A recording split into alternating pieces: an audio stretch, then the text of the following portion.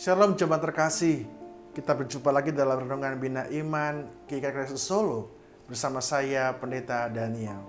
Mari bersama-sama kita menyiapkan hati pikiran kita untuk mendengarkan renungan yang diambil dari Injil Markus 16, Injil Markus 16 ayat 5 sampai dengan 8. Saya akan bacakan untuk kita sekalian. Lalu mereka masuk ke dalam kubur dan mereka melihat seorang muda memakai jubah putih duduk di sebelah kanan. Mereka pun sangat terkejut. Tetapi orang muda itu berkata kepada mereka, "Jangan takut, kamu mencari Yesus orang Nazaret yang disalibkan itu. Ia telah bangkit, ia tidak ada di sini. Lihat, inilah tempat mereka membaringkan dia.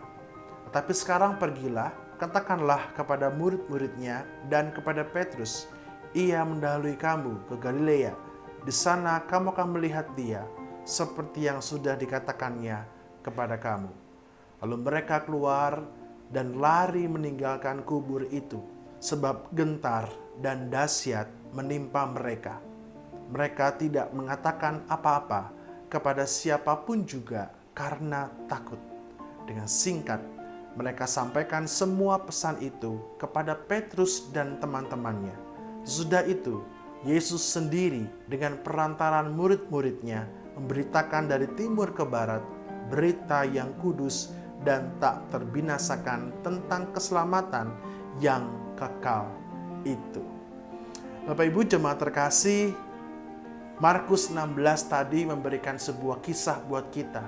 Bagaimana respon pertama para murid, para perempuan itu ketika menjumpai kubur yang kosong dan melihat Yesus yang bangkit. Menakutkan. Jelas siapa yang tidak takut ketika ke kuburan dalam perasaan duka, tiba-tiba kubur itu kosong terbuka. Dan ketika melihat ke dalam, mereka menerima berita yang tak kalah mengejutkan bahwa Yesus telah bangkit. Kenapa mereka takut? Takut karena berita itu tidak seperti yang mereka duga. Takut karena logika mereka sulit menerima. Karena mereka melihat sendiri Yesus disalibkan dan mati di kayu salib. Mereka melihat sendiri bagaimana kain kapan menutupi seluruh bagian tubuhnya. Lalu kemudian tiba-tiba kubur kosong, kain terlepit dan Yesus tidak ada. Mereka takut karena siapa tahu ini hanyalah akal-akalan dari orang Romawi. Mereka takut karena siapa yang mau mendengar mereka ketika mereka mengatakan bahwa Yesus telah bangkit. Namun ada perasaan lain yang muncul bukan cuma karena takut. Injil Markus mencatat ada perasaan gentar dan dahsyat. Terjemahan lain mengatakan ada perasaan gemetar dan terpesona, atau dalam bahasa lain juga mengatakan mereka terkejut tapi mereka juga bersuka cita. Seorang pengkhotbah bernama David Luz mengatakan bahwa berita Paskah ini membuat kita mengingat tentang memori kehidupan kita yang sering diwarnai dengan dua perasaan, takut dan senang atau sukacita. Takut jika terjadi sesuatu dengan orang yang kita sayangi, tapi sukacita ketika tahu mereka baik-baik saja. Takut karena rencana kita gagal, tapi sukacita ketika tahu bahwa satu persatu rencana kita dapat diwujudkan.